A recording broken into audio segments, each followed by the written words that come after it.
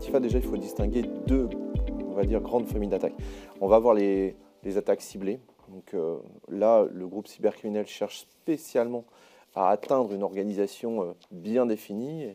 Ils ont un temps de préparation qui est important. Le niveau de complexité de ce type d'attaque est assez important également. C'est pourtant une faible fraction par rapport au volume d'attaques dont on peut entendre parler ou voir dans les différents chiffres qu'on peut avoir sur le sujet. Ensuite, la deuxième famille d'attaques, donc de très loin, c'est là où on a le plus de volume, ce sont les attaques dites opportunistes. Et là, les groupes cybercriminels attaquent en masse. On parle de pêche au chalut. À partir du moment où une organisation, qu'elle soit privée ou publique, ça touche tout le monde par définition, c'est très opportuniste dans le mode opératoire. Si l'organisation, l'entité expose quelque chose sur Internet qui est relativement vulnérable, c'est détecté par des bots, par des robots, qui vont du coup intéresser les groupes cybercriminels sur cette entité en particulier et dont ils n'ont finalement savent même pas qui c'est au départ. Ce phénomène-là, tout ce qui attaque, on va dire, opportuniste, est en croissance assez exponentielle depuis notamment le Covid. Il y a eu un parallèle entre la crise sanitaire et le Covid.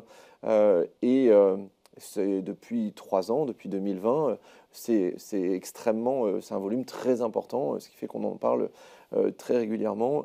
Et avant cela, il y en avait quand même beaucoup, beaucoup moins. Donc c'est une nouvelle réalité dans le monde du digital. Alors pourquoi les PME, les ETI ou leur équivalent en termes de taille dans le secteur public ou associatif?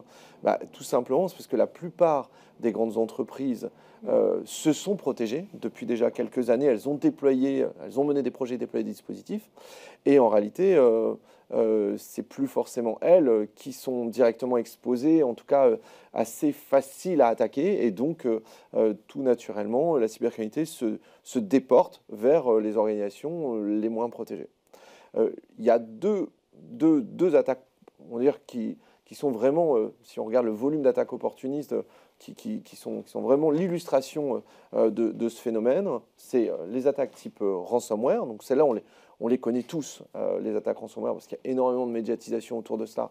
Parce qu'à partir du moment où une organisation est touchée, elle doit parler, elle doit communiquer auprès de ses clients, auprès de ses fournisseurs et un peu tous les tiers, parce que le système d'information est arrêté pendant plusieurs jours, parfois plusieurs semaines.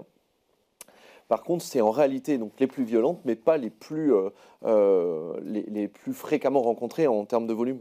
En termes de volume, la plus fréquente, ce sont les compromissions sur les environnements SaaS collaboratifs. Bon, on peut résumer en France avec Office 365, très faiblement Google Workspace, parce que c'est notamment depuis le Covid, il y a eu une adoption d'Office 365 qui est très importante. Et sur ces environnements SaaS collaboratifs, c'est de l'usurpation d'identité.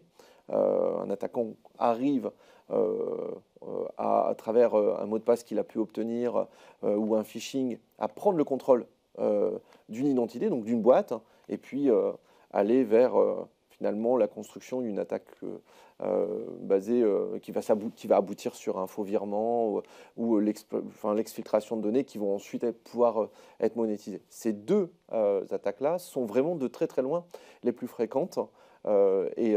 C'est un enjeu clé que de les adresser.